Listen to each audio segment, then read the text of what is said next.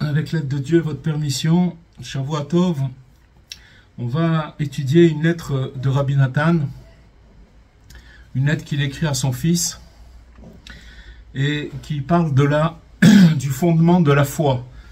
Il va nous expliquer qu'est-ce que c'est la foi.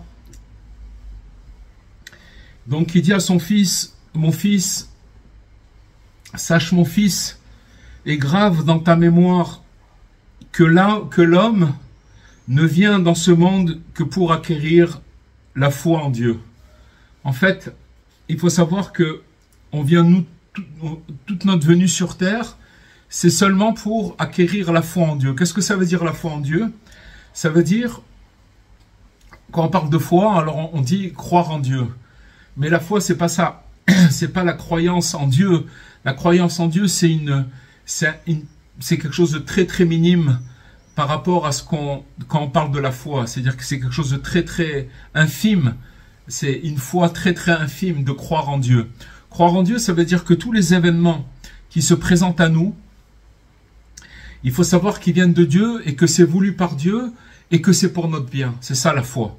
C'est-à-dire que maintenant, tout ce qui nous arrive, dans les moindres détails, dans les moindres recoins de notre vie, de notre journée, de notre existence, il faut savoir que tout vient de Dieu et que c'est pour notre bien. C'est ça le fondement de la foi. Maintenant, c'est quelque chose qu'il faut travailler, on va le voir ce soir. Et donc il dit, Rabbi Nathan, c'est la raison de la création de l'homme et de tout ce qui dépend de lui. Ça veut dire que tout ce qui dépend de lui, à savoir le monde entier et tout ce qu'il contient, comme nous l'indique le verset, le psaume de David, qui dit « Toute ton œuvre est marquée par la foi ». C'est-à-dire que maintenant, l'œuvre de Dieu, c'est-à-dire sa création, d'accord, elle est marquée seulement par la foi. On va voir plus tard que la nature, ce qu'on appelle la nature, c'est quelque chose de statique. C'est-à-dire que, par exemple, quand on voit que le soleil se lève, il se couche, il y a ce qu'on appelle la nature. Alors, comme ce que les gens, quand ils appellent les gens la nature, ça veut dire que c'est quelque chose qui est statique. Et donc, c'est quelque chose qui est normal. On n'arrive pas, si vous voulez, à faire rentrer Dieu dans la nature. On va expliquer tout ça. Il va développer tout ça, Rabbi Nathan. C'est pourquoi l'homme doit sans cesse se renouveler dans son aspiration à la foi. Comme il nous a dit plus haut, que tout dépend de la foi, qu'on vient que dans ce monde pour acquérir la foi en Dieu. Donc, il faut toujours renouveler son aspiration à la foi. Parce que, naturellement, l'homme, il a tendance, si vous voulez, à être passif. Et donc il va pas développer cette chose-là, il va pas développer la foi. C'est-à-dire que s'il se laisse aller, naturellement, il va dans le sens contraire de la foi. Et donc il nous dit qu'il faut renouveler son aspiration à la foi chaque jour et à chaque moment. C'est ça notre travail. C'est un travail où il faut... Pourquoi il faut la renouveler?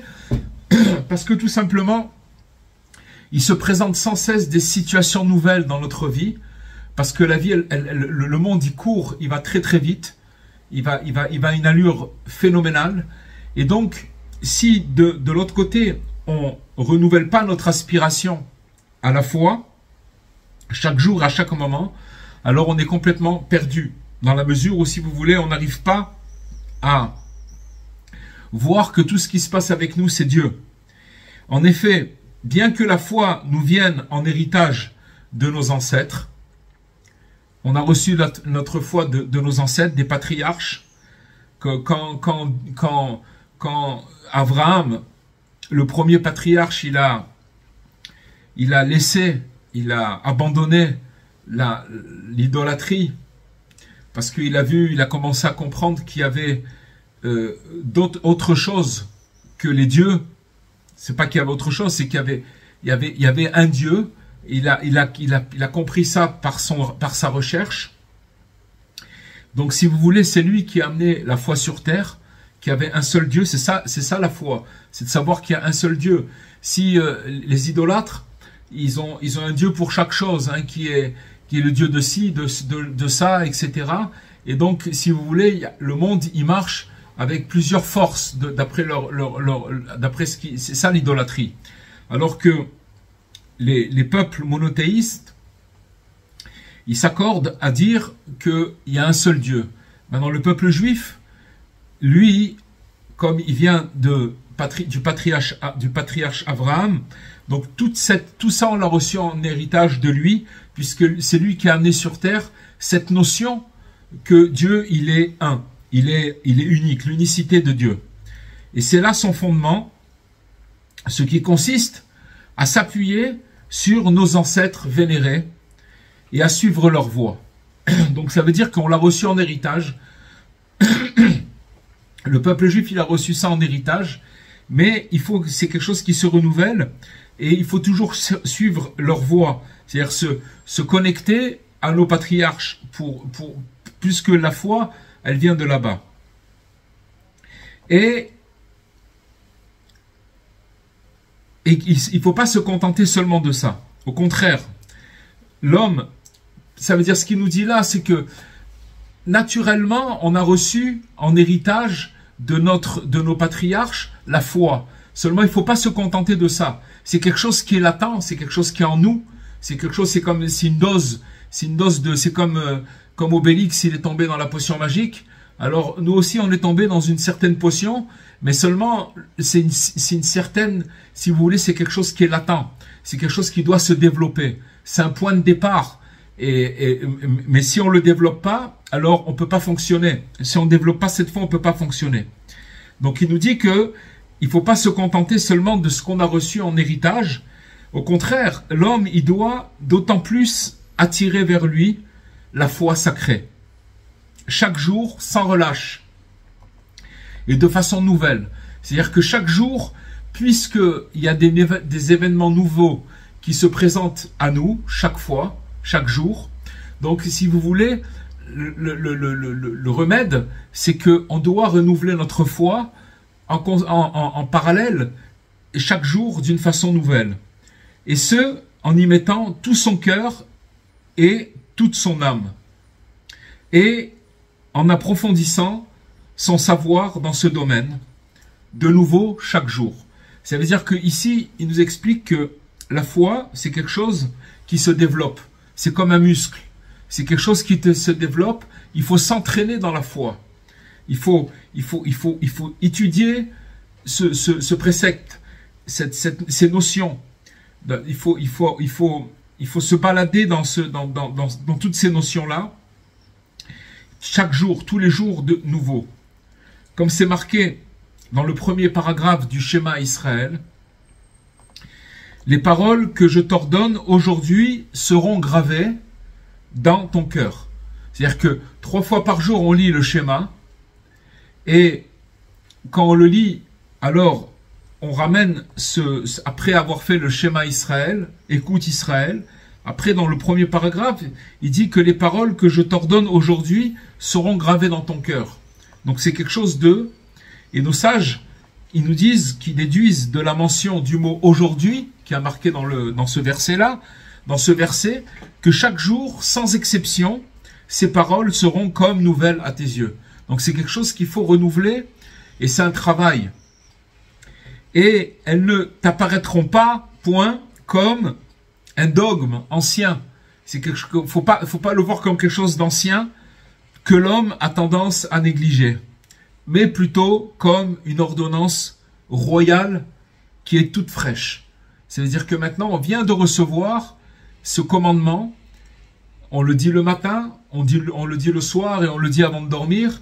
Ça veut dire que c'est quelque chose qu'on doit faire entrer dans notre cœur. Et il nous dit ici, c'est comme une ordonnance royale. C'est-à-dire que maintenant, on nous a donné et elle doit être complètement nouvelle. Et il faut souligner, il nous dit Rabbi Nathan, que tout ceci a été développé précisément au sujet du verset du schéma Israël. Quand on fait le schéma Israël, écoute Israël, qui constitue cette phrase-là de écoute Israël, elle constitue toute la religion, toute la foi du peuple d'Israël. C'est-à-dire que de là, d'ailleurs c'est quelque chose qui est universel. Tout le monde connaît cette phrase schéma Israël, tout le monde la connaît, parce que si vous voulez, c'est l'essence même de la foi du peuple d'Israël. Et donc quand on dit écoute Israël, écoute, ça veut dire quoi? Ça veut dire c'est quelque chose qui vient nous mettre en relief de cette nécessité de renouvellement quotidien qui concerne en fait principalement le domaine de la foi. Ça veut dire quoi? Écoute Israël, écoute. Quand on dit à quelqu'un écoute, ça veut dire que je vais te dire maintenant quelque chose, et avant que je te dise quelque chose de très important, je te demande d'être attentif, d'écouter ce que je vais te dire. On prévient la personne. Donc quand la personne, elle fait schéma Israël, écoute Israël, ça veut dire qu'elle va faire sortir de sa bouche des paroles, des mots, mais avant ça, on lui demande de l'attention. On lui demande de l'attention, c'est-à-dire que ça va concerner principalement le domaine de la foi qui englobe et soutient la Torah dans sa totalité. C'est-à-dire qu'en fait, comme on avait expliqué, je ne sais plus, je crois que c'est le dernier cours, que la foi c'est quelque chose qui englobe et qui soutient toute la Torah. C'est-à-dire que maintenant, toute la Torah elle a été donnée juste pour arriver à la foi, pour croire en Dieu. C'est pas quelque chose de... On n'est pas des robots où on fait des préceptes, où on accomplit, où on pratique des choses. Et tout ça, c'est pour arriver à la foi, pour arriver à savoir que tout vient d'Hachem, que tout vient de Dieu, toutes les situations qui se présentent à nous, et qu'elles sont dirigées, elles sont amenées vers nous, et qu'elles sont pour notre bien. Il nous dit, Rabbi Nathan, il dit à son fils, « Or, ces jours-ci, Dieu a introduit dans mon cœur l'idée de ce concept, le concept de la foi, correspond à notre habitude de prononcer les mots « écoute Israël ». Écoute Israël, ça veut dire schéma Israël, écoute Israël. Avant d'accepter la foi en l'unicité divine. Donc, comme on l'a dit tout à l'heure, ça veut dire avant d'accepter cette foi-là, on nous demande de tendre l'oreille, d'écouter. Écoute Israël. Alors, il dit que pourtant, de prime abord, il semblerait suffisant d'affirmer l'essentiel de l'unicité divine contenu dans les mots « l'Éternel est notre Dieu, l'Éternel est un ». Il suffirait de dire, pourquoi on dit « écoute Israël » ? Pourquoi on a besoin de dire d'abord ces deux mots-là, « écoute Israël ». On pourrait dire tout simplement passer à la formule « l'Éternel est notre Dieu, l'Éternel est un ». C'est ça le principal, puisque c'est ça, si vous voulez, c'est ces mots-là qui font sortir la notion de la foi. Donc pourquoi on a besoin de dire « écoute Israël ». pourquoi commencer d'abord par ces deux mots, écoute Israël? En réalité, ces deux mots d'introduction, ils viennent éveiller le cœur de l'homme pour qu'il tende bien son oreille et son cœur aux paroles que sa bouche exprime. Sa bouche, elle va exprimer, elle va exprimer une vérité, la vérité de la foi. C'est quoi la vérité de la foi? C'est l'Éternel est notre Dieu, l'Éternel est un. Mais d'abord, les sages, ils ont introduit deux mots. Écoute Israël. Ça veut dire que on demande d'être attentif à ce qui va suivre.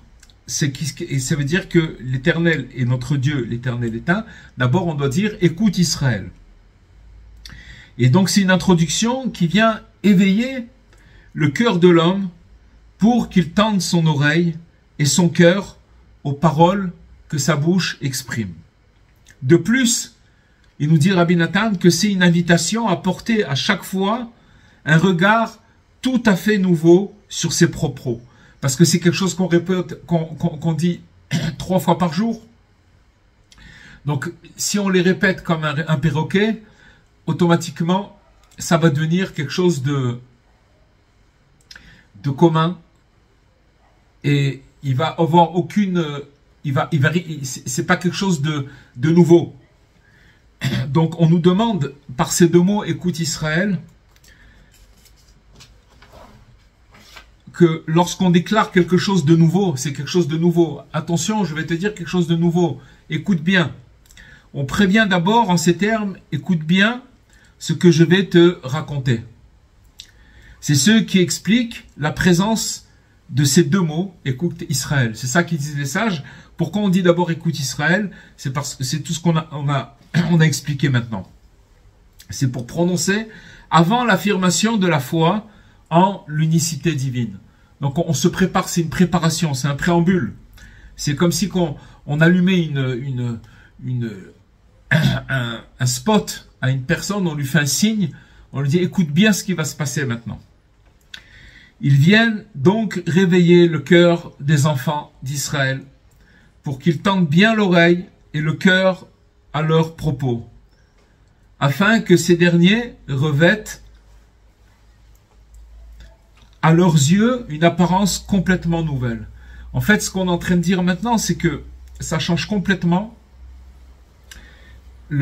comment on aborde cette première phase, cette première phrase qui est universelle. Écoute Israël, Dieu, l'Éternel est notre Dieu, l'Éternel est un. On a appris maintenant que ça change complètement notre vision dans la mesure où que quand on va dire écoute Israël, alors ça va être une introduction, ça veut dire que on nous demande d'être attentif.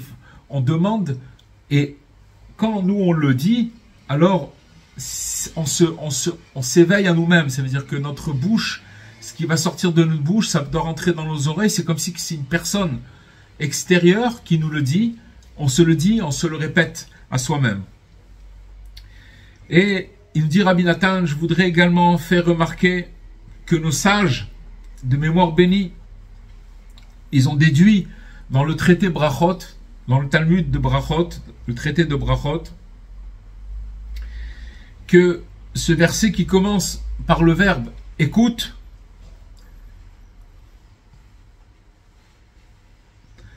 fais entendre à tes oreilles les mots qui sortent de ta bouche. C'est ce qui dit le traité de Brachot. L'homme doit donc tendre l'oreille aux propos issus de sa propre bouche, les écouter attentivement et ne pas les considérer comme un vieux refrain. À Dieu ne plaise.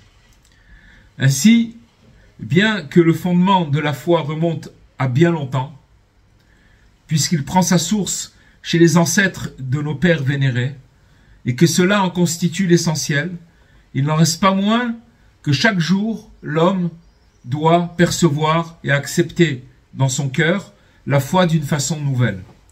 En fait, les amis, il faut savoir une chose, c'est que tout le monde a une dose, tout le monde a de la foi.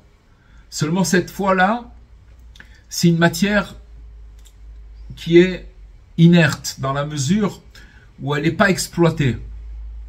Et quand on lit le schéma, quand on dit cette phrase-là, alors on éveille, on est attentif, on se rebranche sur ce patrimoine, le patrimoine des patriarches, qui nous fait percevoir et accepter dans notre cœur la foi d'une façon nouvelle, de se rappeler d'où on vient et d'où vient cette foi-là. Seulement, il nous dit que c'est impossible d'expliquer cette notion qu'on vient de dire, que ce soit par écrit ou par l'oral. Parce qu'elle diffère pour chacun, selon ce que son cœur est capable d'estimer. Chacun, il a une perception différente. Aujourd'hui, on est 21 personnes, et chacun de nous, différemment, on a une perception complètement différente de ce qu'on vient de dire maintenant, ce que Rabbi Nathan il nous dit. Parce que finalement, c'est la captation de chacun, elle est différente. D'accord ? Elle est différente, elle est pas de la même manière. Chacun, il capte différemment les choses. Et donc, ça peut amener à s'émerveiller au point de craindre et de trembler face au scintillement émanant de l'authenticité de la foi sacrée. C'est-à-dire que maintenant, si vous voulez, chacun il a un degré de foi, mais si vous prenez quelqu'un qui a un degré de foi très élevé, alors il pourra arriver à être émerveillé par la crainte et le scintillement de la foi sacrée. Parce qu'il va sentir, il va capter, il va sentir que Dieu, il est derrière chaque situation, et tout ce qui se passe, c'est que Dieu. Donc ça veut dire que maintenant, ça s'appelle être connecté. Et cette connexion-là, elle peut amener une grande crainte, une crainte bénéfique, qui soit bonne, mais qui scintille, qui émane de cette authenticité de la foi sacrée, Et que ce sentiment, il est constamment renouvelé. Pourquoi il est constamment renouvelé? Parce que la personne, si vous voulez, c'est quelque chose, c'est notre travail, puisqu'on est venu sur terre pour la foi, pour connaître Dieu. Donc ça veut dire que maintenant, c'est quelque chose qu'il faut sans arrêt, constamment travailler. Maintenant, travailler, ça ne veut pas dire quand on travaille. Il ne faut pas être dans une synagogue pour travailler cette chose-là. Chacun là où il est. Chacun il est dans ses paramètres, dans son travail, dans sa cuisine, dans sa voiture, dans son lit. Peu importe où il se trouve, c'est quelque chose qu'il doit constamment développer et faire grandir. Parce que, pourquoi ce sentiment il est constamment renouvelé? Car nous avons le mérite de croire en Dieu. Ça, c'est quelque chose d'extraordinaire. Une personne qui croit en Dieu, en fait, ça veut dire qu'il croit à l'essence de la vie. La croyance, la foi, c'est ça la vie. Parce qu'on croit qu'il y a un Dieu unique, et ce Dieu unique-là, derrière chaque situation, il amène une énergie, il amène de la vitalité, et que quand une personne, elle se branche à cette foi-là, ce qu'on appelle la émouna, à la foi, alors il reçoit de la vitalité, et il reçoit, et ça, il faut être extrêmement, c'est un mérite extraordinaire de croire en Dieu, et de croire à cette essence de la vie. Finalement, c'est quoi l'essence de la vie? C'est l'unique, c'est un, c'est l'éternel, c'est l'initiateur, celui qui initie chaque situation, chaque chose, le créateur de tout dans sa bonté, que son nom soit béni et exalté à tout jamais. À partir de cela, n'importe quel homme au monde peut se revivifier. C'est extraordinaire ce qu'il nous dit Rabbi Nathan. C'est-à-dire que n'importe quel homme au monde, quand il va se brancher sur cette foi, c'est quoi la foi encore une fois? C'est quelque chose de très très très abstrait la foi. Mais ce qu'on apprend aujourd'hui, c'est que la foi, ça veut dire que Dieu, il est là derrière chaque situation, c'est lui en personne. Il est caché derrière chaque situation. Alors quand une personne elle se branche et qu'elle prend un peu de recul, et qu'elle dit, voilà, ce qui est en train de se passer maintenant, c'est Dieu, c'est personne d'autre que lui, alors ça calme complètement, ça neutralise, ça calme la personne dans la mesure, si vous voulez, où la personne, elle est tranquille, parce que quand si une personne, elle n'a pas la foi, c'est-à-dire quoi là qu'elle n'a pas la foi? On a dit que de toutes les façons, elle a reçu une dose de foi de ses ancêtres, mais qui développe pas sa foi. Alors, ça veut dire qu'il s'en sert pas. Alors, chaque situation qui va se présenter à lui, il va croire que c'est à cause de telle chose, à cause de ça. Une personne qu'on a dit qui est dans la rue, il va tomber sur une peau de banane. Alors il va dire, ils ont pas ramassé la peau de banane, c'est à cause de ci, c'est à cause de ça. Je vais faire comme ci, je vais faire comme ça. Toutes les situations, on va trouver une raison pourquoi la chose elle est arrivée. Alors que quand on sait que ça vient de Dieu et que ça vient de Dieu et que ce qu'il a fait c'est pour notre bien ultime et éternel, alors ça désamorce complètement tout le problème. La personne, elle est complètement revivifiée. Quel que soit le niveau où il se trouve. Peu importe dans le niveau où il se trouve. Parce que la foi, elle a des milliards et des milliards et des milliards et des centaines de milliards de degrés. Peu importe. Mais dans le degré où la personne se trouve, elle peut être revivifiée complètement, quel que soit son niveau où il se trouve. Pourquoi? Parce que la majesté divine, Dieu, règne sur absolument tout. Donc ça veut dire que peu importe le degré où il est, il peut se connecter là où il est à la foi. Et tous les événements qui composent notre vie quotidienne, en fait, ils sont impossibles à cerner. On a tellement d'éléments, tellement de choses qu'on ne comprend pas grand-chose. En vérité, on ne comprend rien. Et c'est impossible de cerner ce qui se passe avec nous, ce qui se passe autour de nous. Comme les choses, elles sont tellement grandioses, il y a des actes et des produits et des prodiges de l'Éternel. Et qu'en vérité, on entrevoit ces choses-là, toutes ces choses-là de très très loin. Chaque jour. Et nous récitons 3 fois par jour dans la prière la bénédiction. Béni soit-il qui fait poindre un rayon de délivrance. Matzmiar Keren Yeshua. Il fait poindre un rayon de délivrance. 3 fois par jour, on dit ça dans la prière. Il faut donc croire que tout ce qui arrive dans le monde, vous vous rendez compte ce que ça veut dire, tout ce qui arrive dans le monde, ça veut dire que maintenant, on voit les gens, plus ça avance, ce qu'on entend, les guerres, le monde il est incertain, on ne sait pas il va y avoir une guerre, on ne sait pas ce qui se passe, tout est incertain. Mais il faut croire qu'à partir du moment où tous les jours, on fait cette prière 3 fois par jour, que Dieu il fait poindre un rayon de délivrance tous les jours, d'accord? Alors il faut croire que tout ce qui arrive dans le monde, en général et en particulier, c'est en fait l'émergence d'un rayon de salut. Même si apparemment ça prend l'apparence du contraire. Mais en vérité, c'est l'émergence d'un rayon de salut. Et il dit Rabbi Nathan, j'ajouterai de plus, que plus nous renforçons dans la foi en ce principe, c'est-à-dire quoi? C'est-à-dire que Rabbi Nachman, il dit dans Sichot Haran, il dit qu'en vérité, les gens, ils disent oui, mais à l'époque, il y a une 50aine d'années, ou il y a 20 ans, ou il y a 10 ans, c'était une autre période, oh comment on était heureux, oh comment c'était bien, c'était vraiment une autre période. C'est-à-dire que plus le monde il avance, plus les gens ils ont l'impression que le monde il est de pire en pire. Et Rabbi Nachman il dit complètement le contraire. Il dit que plus on avance, plus le monde il se parfait, il va de mieux en mieux. Pourquoi? Parce que plus on avance dans le temps, plus on se rapproche du Mashiach, plus qu'on se rapproche du Messie.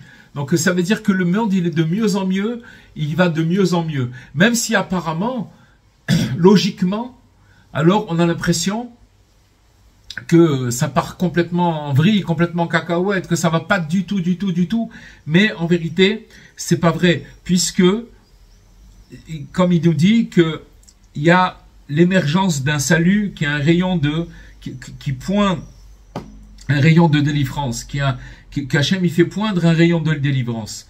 Et donc, plus on se renforce dans ce principe, dans la foi en ce principe, plus on va mériter d'être délivré véritablement, et ce, même de façon dévoilée. Ça veut dire que maintenant, là, il nous donne un secret. À partir du moment où la personne, elle rentre dans la foi, C'est-à-dire elle a que ça dans sa vie, que la foi, que tout ce qui va se présenter à elle, elle va savoir que ça vient de Dieu et que c'est pour son bien. Alors c'est ça même qui va lui donner le mérite d'être délivré véritablement. C'est-à-dire qu'en fait, en d'autres mots, ça veut dire que quand maintenant une personne elle est devant un blocage et qu'elle essaye de se triturer la tête pour essayer de sortir de ce blocage, et que plus elle se triture la tête, plus elle voit qu'elle rentre encore plus dans un blocage encore plus grand, et que cette personne, elle décide, elle prend sur elle, elle se connecte à la fois en disant, ce qui arrive maintenant, ça vient de Dieu, et ce qui arrive maintenant, c'est pour mon bien éternel, maintenant et pour mon bien éternel. Le fait de penser comme ça, et de dire cette chose-là, c'est ça qui amène la délivrance véritable. Et d'une façon dévoilée. C'est-à-dire que la personne, ça veut dire dévoilée, ça veut dire que Dieu, il va lui faire, il va changer pour cette personne la nature, et il va voir qu'il y a eu un déblocage que lui-même, il ne pourra pas expliquer. Il va se dire, waouh, c'est Dieu qui a fait ça, c'est extraordinaire. J'ai vu comment les choses, elles se sont complètement métamorphosées, elles ont complètement changé. C'est extraordinaire. Donc l'aspect essentiel d'une foi parfaite est de croire que les lois de la nature sont régies par Dieu. C'est quoi les lois de la nature? Autrement dit, il faut être convaincu que la nature elle-même est un effet de la providence divine. Oui, il y a des choses autour de nous. C'est quoi les lois de la nature? Il y a par exemple la loi de la pesanteur. Que par exemple, si on prend un objet, qu'on le laisse tomber, il va être attiré par le bas. Ça s'appelle les lois de la nature. Comment on a décrété une loi de la nature? Alors, les scientifiques, ils ont vu qu'un phénomène se répétait par 10 fois, par 100 fois, par 1000 fois, par 1 million de fois. Donc, ils ont décrété que c'est la nature. C'est quelque chose qui marche comme ça. Mais ce qu'il nous dit ici, c'est qu'en vérité, la foi parfaite, c'est de savoir que même les lois de la nature, elles sont régies par Dieu. Il dit que celui qui a totalement foi en cela, c'est-à-dire que de savoir que, en vérité, toutes les lois de la nature, c'est Dieu qui les régit, il a le pouvoir de modifier la nature. Et il a le pouvoir de faire des miracles. En vérité, si vous voulez, quand vous avez des tzadikim, des tzadikim qui réussissent à faire les miracles, par exemple, vous prenez le Baba Saleh, d'accord? Rabbi Israël Abou Khatserar, Baba Saleh. Alors il y a des gens qui venaient chez lui et ils prenaient une bouteille de 75 centilitres d'arak et il la couvrait et il donnait à boire de l'arak aux gens. Et il pouvait donner à des dizaines et des dizaines de personnes et l'arak il continue à couler. Alors que c'est quoi la nature? Tu as 75 centilitres et donc tu peux remplir une dose à chacun, mais quand c'est fini, c'est fini. Tu peux pas maintenant dire qu'est-ce qui se passe. Mais lui, le Baba Saleh, qu'est-ce qu'il faisait? Il savait que, il croyait que toutes les lois de la nature, elles étaient régies par Dieu. Donc ça s'appelle la foi parfaite. Et donc, quand il servait de l'arak, il était capable de changer la nature. C'est-à-dire qu'il était capable de donner à 100 personnes ou à 200 personnes dans une bouteille de 75 centilitres et de donner à boire à chacun. Et ça, les tzadikim, alors ils arrivent à ça parce que pour eux, la nature, c'est un miracle permanent de Dieu. Ils voient ça comme un miracle, parce que c'est véritablement un miracle. Nous, on n'en est pas là, mais c'est ça la direction. La direction, c'est de savoir qu'en vérité, Dieu, il régit sa nature, mais sa nature, c'est lui, et c'est que lui. Que la nature, en vérité, c'est un miracle permanent de Dieu. Et qu'en vérité, donc la personne a le pouvoir qu'elle croit en cette chose totalement, cette foi totale. Il a la possibilité de modifier la nature, parce qu'il sait que la nature, elle a en réalité aucune force en tant que telle. C'est pas une force qui est déliée de Dieu, c'est Dieu lui-même. Dieu, il a laissé, si vous voulez, le monde marcher comme ça et on a une impression de continuité. On a l'impression, voilà, on est à Ouman On voit derrière moi, le soleil se couche. Ça y est, c'est le coucher de soleil. Là, hier aussi, c'était la même chose, à la même heure, à peu près, le coucher du soleil. Demain matin, à 5h moins le quart, c'est le lever du soleil, 4h30, 5h moins le quart. Donc on a une impression de continuité, de quelque chose qui tourne. Mais en vérité, tout ça, c'est Dieu lui-même qui a décidé de répéter et de donner une impression que les choses elles se répètent. Mais en vérité, la foi parfaite, c'est de savoir que la nature, elle a en réalité aucune force en tant que telle. C'est uniquement que le Créateur dirige le monde selon un ordre bien précis, où la terre ferme, elle est terre ferme, et où la mer, elle est mer. Et c'est cela que les hommes appellent nature. Les hommes, ils appellent ça nature. Il y a la terre, c'est la terre, elle est ferme, c'est ça. La mer, elle est comme ça. Alors tout ça, ça s'appelle la nature. C'est les hommes qui ont appris, qui ont inventé cette chose-là. Mais en vérité, le Tout-Puissant, il est entièrement libre de bouleverser cet ordre-là et de transformer la mer en terre ferme. D'accord? Nos sages, ils ont affirmé de mémoire bénie que, en disant que celui qui a dit à l'huile de se consumer, alors il peut dire aussi au vinaigre de se consumer. Si maintenant vous allez prendre une mèche et que vous allez allumer une mèche dans un verre d'huile, c'est un très bon combustible, ça va très très bien marcher, ça va flamber. Maintenant, si vous prenez cette même mèche et que vous la mettez dans du vinaigre et que vous voulez allumer votre mèche, ça va pas marcher. Pourquoi ça marche pas? Parce que c'est la nature. Dieu, il a entre parenthèses, c'est la nature, ça veut dire que Dieu, il a établi un système qui est bien précis, un ordre bien précis, et que avec l'huile ça marche, avec le vinaigre ça marche pas. Mais encore une fois, on a vu dans l'histoire à plusieurs reprises que Dieu il a changé sa nature et qu'il peut aussi donner au vinaigre la possibilité de se consumer. Donc la règle générale est que tous les miracles s'opèrent uniquement parce que l'on croit que l'ordre naturel des choses dépend entièrement de la volonté de Dieu. Donc déjà quand une personne elle commence à ancrer cette chose-là en elle et qu'elle enlève cette écorce qui s'appelle la nature, et que en vérité la personne elle sait que c'est Dieu qui renouvelle sa création à chaque fois, mais nous de l'autre côté on a l'impression que c'est quelque chose de continu qui revient à chaque fois, et qu'une personne elle sait que elle croit que l'ordre naturel des choses dépend entièrement que seulement de la volonté divine de Dieu, et en effet il dirige et fait survivre le monde qu'il a créé grâce aux lettres de la Torah. Avec les lettres de la Torah, c'est ça, et leurs différentes combinaisons. Dieu il a assemblé des lettres de la Torah, et c'est ça qui donne l'énergie et la vie, et chaque chose, elle vit. Si par exemple vous prenez un stylo, alors le stylo, il est composé de lettres. Bien sûr, on parle de lettres hébraïques, et que ces lettres hébraïques, leur combinaison, c'est ça qui fait que le stylo il existe. C'est ça qui fait que le stylo il existe, parce que c'est la combinaison des lettres qui va amener à ce que ce stylo il existe. Et ça pour chaque chose.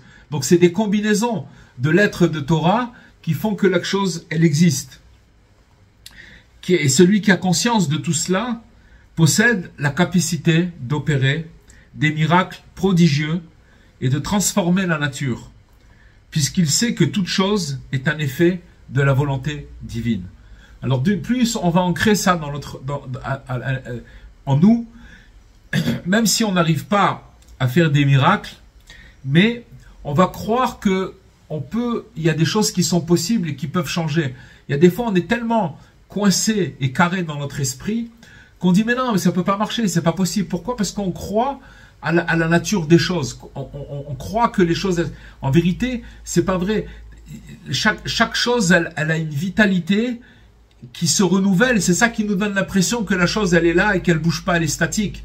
Mais en vérité, comme Dieu, il renouvelle chaque fois sa création, alors on le voit pas à l'œil nu, mais de le savoir, c'est quelque chose qui nous permet que, même à notre niveau, d'arriver à croire à des choses qui chez les autres peut-être peuvent être impossibles, mais que pour nous c'est possible. Pour nous c'est possible parce qu'à partir du moment où je sais que la nature, c'est la providence de Dieu, c'est Dieu lui-même, c'est un miracle permanent de Dieu, alors ça m'ouvre la porte sur des choses qui étaient impossibles pour moi juste avant. Néanmoins, c'est la prière qui est la clé de tout.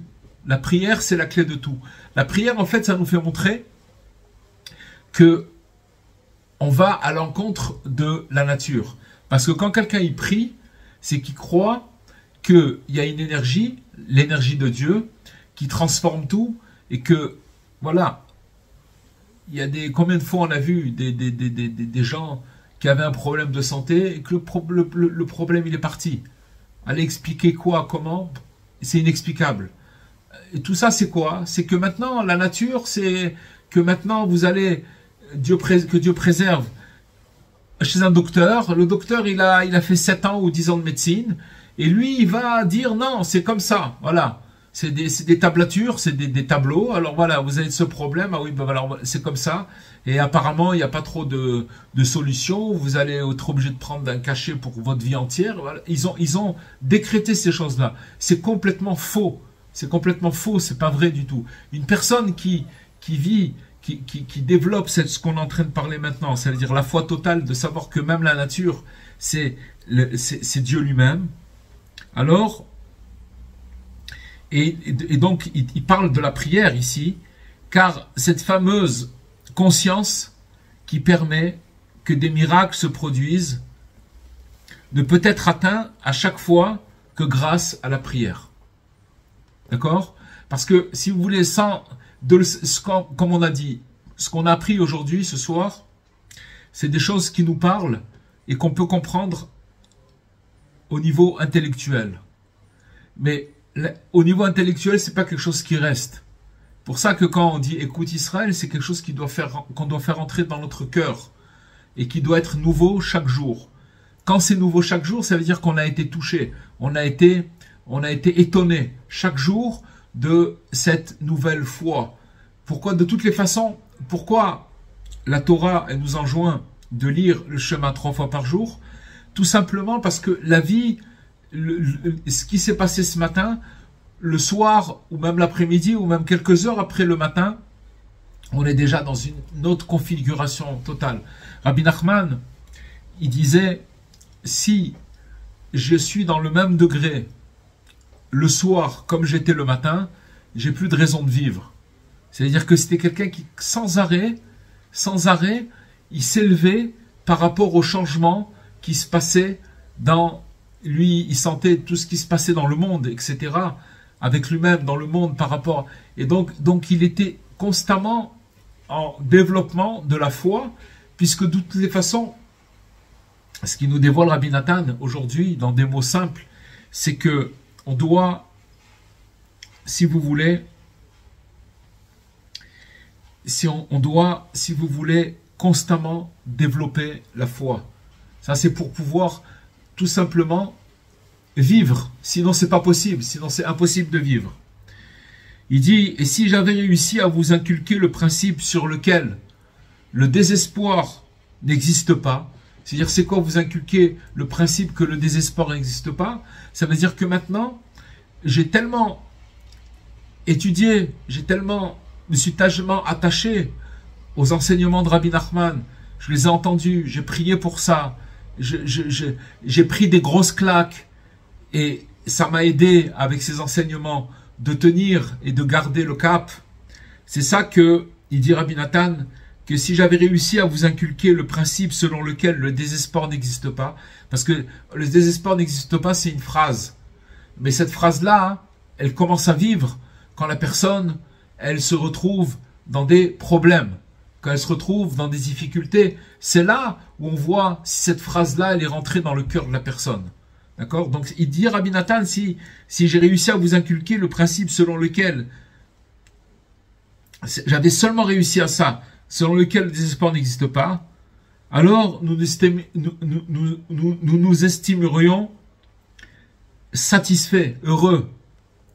sache que telle est la pure vérité pour chacun et en tout temps. Si tout le monde connaissait ce principe et y croyait vraiment, regardez ce qu'il dit Rabbi Nathan, l'ensemble de l'humanité aurait déjà été complètement réparé. Vous imaginez ce que ça veut dire? Vous imaginez ce que ça veut dire? C'est-à-dire que maintenant, si l'humanité n'est pas réparée et qu'on est encore dans des souffrances et encore on est en train de, comme on dit, tirer la langue et baver et souffrir et transpirer, c'est parce que on n'a pas fait rentrer dans notre cœur ce principe que le désespoir n'existe pas. C'est pas juste une phrase. C'est pas juste une phrase. Si ça reste une phrase, dès qu'il va avoir un petit problème, on va se retrouver en orbite. On va pas pouvoir tenir. Mais tous les enseignements de Rabbi Nachman, ils sont là pour que ça rentre dans notre cœur et qu'après, alors, peu importe, là où chacun à son degré, de toutes les façons, il ne faut pas oublier aussi que chaque difficulté qui se présente à nous, ça va être seulement d'après notre degré. Mais si d'après notre degré, on a développé cette foi et ces principes, vous voyez que le désespoir n'existe pas, ça c'est aussi une foi, c'est quelque chose que... Alors, quand il va se présenter à moi une situation, je vais pouvoir la vivre, et non seulement la vivre, mais être même joyeux et le vivre comme il faut. Vous vous rendez compte, si les gens ils avaient fait rentrer ça dans leur cœur, il dit que l'humanité entière, elle serait déjà complètement réparée. Mais si Dieu veut, à la longue, tous finiront par acquérir cette connaissance, ainsi que tous les enseignements que nous avons entendus. Pour l'heure, il est bon de rendre grâce à Dieu pour ce savoir et ces nombreuses connaissances que nous possédons.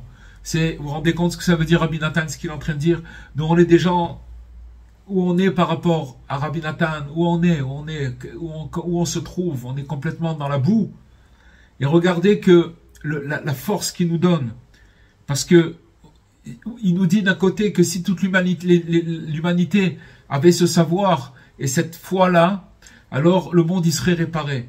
Mais nous, qu'on est tellement loin, on parle de nous maintenant, alors on a la chance et le mérite d'avoir des connaissances et que certaines on les possède, chacun à son niveau, et connaissances de Rabbi Nachman, et que c'est quelque chose qui donne une force extraordinaire. Que ferions-nous sans l'aide du ciel? Les choses cachées sont du ressort de l'Éternel, notre Dieu. D'accord? Ça c'est une chose. Les choses qu'on ne comprend pas, qui sont cachées, alors c'est du sort de Dieu. Tandis que les choses dévoilées le sont pour nous et notre descendance à tout jamais.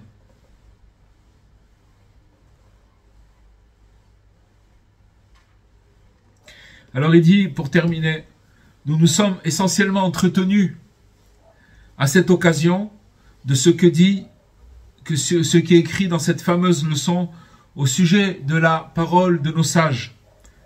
Vous érigerez une barrière autour de la Torah. Seyag la Torah. Sous Seyag la Torah, c'est les maximes de nos pères qui nous disent qu'il faut faire une barrière autour de la Torah. Et qui est rapprochée d'une autre parole de nos sages. Qu'est-ce que c'est cette barrière? La barrière qui protège la sagesse, c'est le silence. Qu'est-ce qui protège la sagesse de l'homme? C'est le silence. Ça veut dire quoi en d'autres termes? Il faut veiller à garder au maximum le silence face aux questionnements et aux troubles qui perturbent l'esprit. Et uniquement consolider et perfectionner sa foi. Ça veut dire que maintenant, on va être attaqué par des questionnements. On l'a dit, mais ça on le dit aujourd'hui sous un autre angle encore. On va être attaqué par des questionnements qui veulent nous déséquilibrer, qui veulent nous mettre des doutes. Et à côté de ça, il faut se taire. C'est-à-dire le silence, c'est quoi la barrière qu'on met à la Torah? C'est comment on appelle ça, hein? Une barrière qu'on met autour de la Torah. Cette barrière, c'est pour préserver sa sagesse. Et ça s'appelle le silence. Il ne faut pas répondre à tous ces questionnements. Il faut seulement perfectionner notre foi, sa foi. Voilà les amis, Bezrat Hashem, qu'on puisse avoir le mérite de s'attacher à la foi. Voilà, Bezrat Hashem. Merci, Rav, merci beaucoup. Amen. Excusez-moi, je me reprends sur la fin du cours. Quand vous parlez de silence, vous parlez de silence par rapport aux questions qu'on pourrait avoir qui sont sans réponse et qui ne mènent à rien, ou le silence par rapport aux agressions extérieures? Les premières agressions, c'est de nous-mêmes, Madame Fitoussi. Ah, c'est sûr. C'est-à-dire que pourquoi on est faible par rapport aux agressions extérieures, c'est parce qu'on n'arrive pas à gérer nos agressions personnelles. On est faible. Alors, on se trouve très vite déséquilibré. Et ce qui nous dit, c'est Yag la Torah, qu'est-ce qui fait une barrière de la Torah? Qu'est-ce qui fait qu'on arrive, qu'il faut garder le silence? C'est ça qui protège de notre sagesse. C'est-à-dire que maintenant, c'est quoi le silence? Ça veut dire qu'il y a des questionnements qui émergent dans notre esprit et et tous ces questionnements, ça veut dire c'est le contraire du silence. Tais-toi, c'est-à-dire ne fais pas cas de ça et maintenant perfectionne-toi, développe ta foi. Développe ta foi parce que c'est ça le remède. Parce que c'est quoi? Ces questionnements, quand il se pose un problème, un événement, peu importe qui vient, tout ce qui nous fait tomber, c'est les questionnements qu'on a par rapport à cette situation-là. Mais si maintenant je désamorce, comment je désamorce le problème? C'est que je dis, Hachem, il veut comme ça. Je peux pas tout régler, je peux pas, voilà, je peux pas. La plupart des gens, qu'est-ce qui se passe? Quand on a un problème, les gens, ils restent dans le jus du problème et ils restent paralysés. Non seulement ils n'arrivent pas à bouger, mais en plus de ça, ils sont très très angoissés. Et ça, c'est terrible, c'est vraiment terrible. Alors que, en vérité, quand une personne, elle arrête, elle désamorce, c'est-à-dire qu'elle pose plus de questions dans son esprit, tout ce qui vient, qui l'attaque, et qu'elle garde le silence, et qu'elle développe sa foi, alors ça y est, elle est protégée. Regardez, si vous allez regardez bien nos parents, nos grands-mères, nos grands-parents. Vous allez voir que c'est des gens qui, ils n'étaient pas très, ils commençaient pas à spéculer dans leur tête. Ils vivaient ce qui se passait et ils avaient foi en Dieu et ils étaient heureux. Ils étaient heureux. Ils étaient heureux. Ils avaient une philosophie de vie où ils vivaient les choses comme elles arrivaient. Et grâce à Dieu, ils s'en remettaient à Dieu. Ils ne commençaient pas à dire, oh là là, quel truc. Vous comprenez? Oui. Voilà, les amis. Bezrat Hashem. Merci beaucoup, Rav. Merci beaucoup. Voilà. Bonsoir.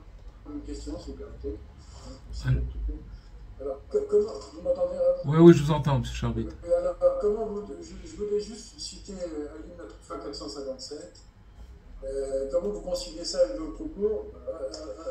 Abinadab dit, je sais aussi bien que vous que ce monde croule sous la souffrance. Oui. Je répète, je sais aussi bien que vous que ce monde croule sous la souffrance. Aline Matrufa 194. Chaque jour amène de nouvelles souffrances. Comment on peut dire d'un côté j'ai des souffrances, de l'autre côté j'ai le bien? Regardez dans la phrase que vous avez dit. Je sais très bien, aussi bien que vous, que le monde coule sous les souffrances. Vous voyez que Rabbi Nathan, il est déjà dans un autre endroit. C'est-à-dire que je sais comme vous que le monde il coule dans ses souffrances, mais d'un autre côté, ce qu'on a appris ce soir, c'est que c'est sûr qu'il y a des souffrances. Elles existent ces souffrances. Mais maintenant, il y a un remède à ces souffrances. C'est-à-dire comment les vivre. Comment les vivre. Quelqu'un qui a de la émouna, quelqu'un qui a de la foi, quelqu'un qui s'attache à la foi, je peux vous garantir que ces souffrances, c'est pas facile, il y a des difficultés, mais il peut arriver à les vivre avec de la joie, avec de la simcha, parce qu'il n'a pas bougé de la foi. Il n'a pas bougé de la foi. D'ailleurs, je ne sais pas ce que vous avez pris maintenant, un texte de Rabbi Nathan, mais je suis sûr que si vous prenez ce qu'il y a avant et après, le contexte, ça revient toujours à la même chose. Rabbi Nathan, il sait très très bien, mais il donne la solution. Une fois, il y a une lettre où il parlait, il y avait je ne sais pas ce qu'il y avait, le typhus ou le choléra. Et les gens étaient tombés, il n'y avait pas une famille, où les gens n'étaient pas touchés, que Dieu préserve par des gens qui décédaient. Donc c'est une grosse épreuve. Hein. Rappelez-vous quand on a passé le Covid, les angoisses des gens, etc., c'était une horreur. D'accord? Et à côté du Covid, le choléra et le typhus, le Covid, c'est de la rigolade à côté. D'accord? Parce que n'oubliez pas que ça a été beaucoup au niveau des médias, ils en ont fait avec le Covid, c'était dirigé, ils en ont fait un plat. Aujourd'hui, il y a encore des gens qui ont le Covid, mais ils ont décidé de tourner la page, donc ça n'existe plus, on n'en parle même pas. Mais si au début, ça existe encore le Covid, mais si c'était comme au début, ce qu'on est en train de vivre avec le Covid maintenant, qu'on n'en parle déjà plus, normalement, il faudrait fermer, il faudrait faire, etc. Mais le truc, il est passé, d'accord? Alors, imaginez-vous ce que c'était le typhus et le choléra à l'époque, on peut même pas s'imaginer. Il n'y avait pas de... c'était un virus qui rentrait dans des maisons et qui faisait des carnages, d'accord? Qui tuait les gens. Et Rabbi Nathan, il était pas épargné. Il n'était pas épargné, c'était comme tout le monde. Il vivait les choses, donc il voyait très bien que le monde y croulait dans les souffrances. Mais il dit, dans une lettre, je suis arrivé malgré ça à trouver la force de pouvoir danser. Mais je le fais pas, parce que si les gens ils me voient danser dans ce contexte-là, ils vont pas comprendre. Maintenant, Rabbi Nathan, alors vous entendez une personne qui va commencer à danser dans des situations-là, dans le monde dans lequel on vit, on va dire c'est un fou. C'est un fou. Mais c'est pas un fou. C'est qu'il arrivait à sublimer la chose. En tout cas, ce que ça nous fait montrer à nous, c'est la direction. La direction, c'est que c'est possible et que c'est ça la vérité. La vérité, c'est pas que quand il y a un problème, de crouler dans le problème et de rester, de se faire écraser et de trucs. Les gens, ils meurent de ça. Vous comprenez, des problèmes et des angoisses. Et il y a des gens qui de nature, ils ont reçu aussi peut-être de leurs parents ou de leurs grands-parents une certaine, je dis pas une philosophie, mais un fluide de trucs. Maintenant, pour pouvoir passer toutes ces choses-là. En tout cas, une chose qui est sûre, c'est que Rabbi Nathan dit, je sais que le monde y croule dans les souffrances, ça c'est une chose, mais d'un autre côté, il y a la foi, il y a la émouna. Vous comprenez, monsieur Charbit? Les souffrances, elles sont là. Oui. C'est pas que je la subis, je subis rien du tout. Je la dépasse même pas, parce que à partir du moment où je suis branché et que je sais que je vais vous dire une chose. On sait tous très bien qu'un jour ou l'autre, il faut dire au revoir à ce monde. Il va falloir partir de ce monde. Alors le passage de partir dans ce monde, il n'est pas facile. C'est pas quelque chose, les gens en général, ils en parlent pas. Dans le subconscient, c'est quelque chose qui est difficile. D'accord? Mais quelqu'un qui développe la foi dans ce monde, qui parle avec Dieu, et qui apprend à connaître Dieu, à le dévoiler dans ce monde qui est caché complètement, alors, petit à petit, il arrive à faire entrer en lui. Vous voyez, les anciens, vous voyez des gens qui étaient âgés, des personnages nobles, âgés, que eux aussi savaient très bien qu'ils allaient quitter ce monde. Mais ils étaient sereins. Pourquoi ils étaient sereins? Pourtant, si vous parlez de la mort ou tout ça, c'est quelque chose qui a une connotation qui fait très très peur.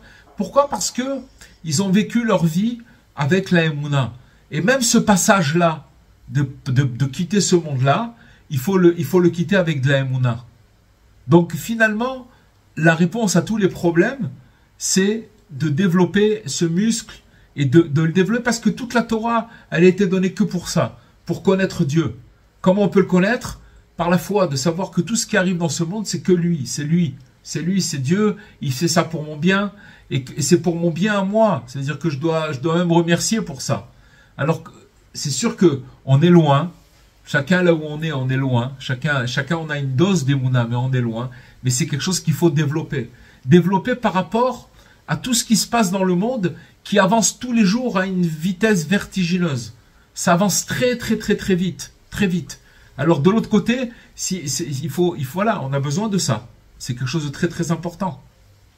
C'est pas une contradiction ce que vous avez dit, monsieur Charbit. J'essaie de situer les choses, c'est entre la souffrance que l'homme ressent, et puis de l'autre côté, la Emouna qu'il faut développer. C'est pas une... Au contraire. D'abord, je vais vous dire une chose. La souffrance que l'homme ressent, rappelez-vous ce qu'on a dit le dernier cours. On a dit que dans la mesure où une personne, elle a conscience que Dieu dirige le monde et que tout ce qu'il fait, c'est pour le bien, cette souffrance-là, elle est neutralisée. C'est comme si, je vais vous donner un exemple, vous allez comprendre. Imaginez-vous quelqu'un à qui on doit arracher une dent. D'accord? Alors, on peut lui arracher la dent en lui arrachant la dent sans anesthésie. Et on lui arrache la dent. Et alors là, c'est un calvaire. La personne, elle passe par des affres terribles. Ou alors, on va lui mettre une anesthésie. Il va un petit peu souffrir. Il va sentir la piqûre et tout ça. Mais au bout de 5 minutes, 7 minutes, tout l'endroit, il est endormi. Et quand on va lui enlever la dent, il va rien sentir. Alors, quand on a cette conscience, cette foi, c'est très lié à ce qu'on a dit la dernière fois, que Dieu, il dirige le monde et que tout ce qu'il fait, c'est sa providence et qu'il le fait pour notre bien, il neutralise cette souffrance. Elle n'existe plus. Et dans la mesure où on souffre, quand Rabbi Nathan dit « Je sais, comme vous tous, que la souffrance, elle existe », il ne parle pas de lui. Lui aussi, il passe par des souffrances. Mais seulement, lui, il a compris que le désespoir, il n'existe pas. C'est quelque chose qui est dans son cœur. Et que donc, il vit les choses à un autre niveau complètement différent. Ça n'a rien à voir avec nous. Vous comprenez? Ça n'a absolument rien à voir avec nous. Nous, si vous voulez, quand on parle d'Emouna et on parle de souffrance, on est dans le top de la souffrance et on est très loin de la Emouna.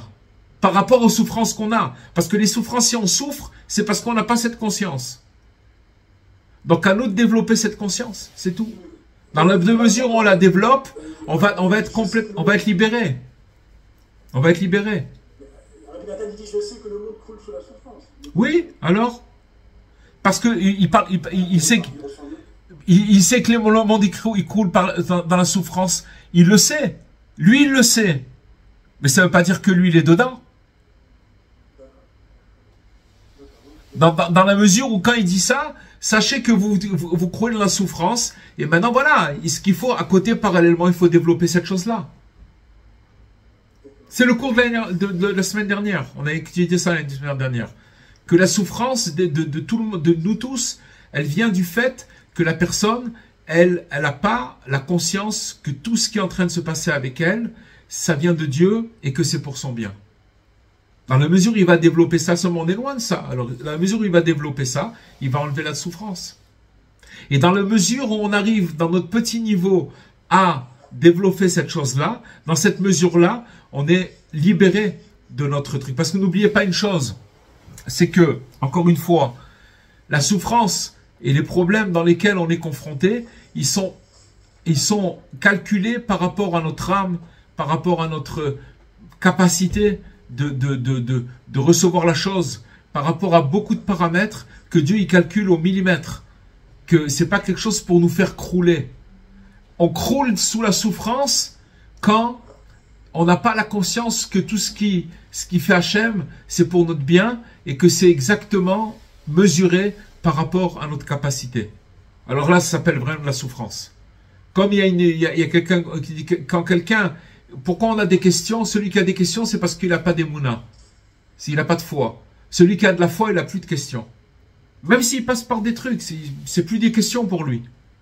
Parce qu'il le vit en temps réel. Hachem, il sait ce qu'il fait. Je lui fais confiance. Et cette chose-là, comme on l'a vu tout à l'heure, c'est elle-même qui amène la délivrance à la personne. Vous comprenez? À nous de développer ce truc-là. Il y a un déséquilibre, vous comprenez? Il y a la souffrance. Et il y a le côté, c'est comme quelqu'un, vous lui dites, tu dois prendre un traitement. Tu souffres parce que tu prends pas ton traitement. Et la personne, elle souffre, et oui, mes trucs, à quoi ça va m'aider? Il est tellement dans la souffrance qu'il peut même pas imaginer prendre un traitement. C'est dans cet état dans lequel on est. On est là pour changer, on n'est pas là pour, on est là pour changer. On est là vraiment pour appliquer et faire et développer la Emouna, ce qu'on a reçu de nos ancêtres. Voilà les amis. Merci beaucoup. Merci à vous tous, Bezrat Hashem. Merci à vous. la semaine par, prochaine. par le mérite du tzaddik qui est ici à côté, que je vous souhaite toutes les bénédictions, toutes les brachot, et que Bezrat Hashem, on puisse continuer à parler de Rabbeinu, de ses enseignements, Bezrat Hashem. Et je vous dis Bezrat Hashem, à la semaine prochaine.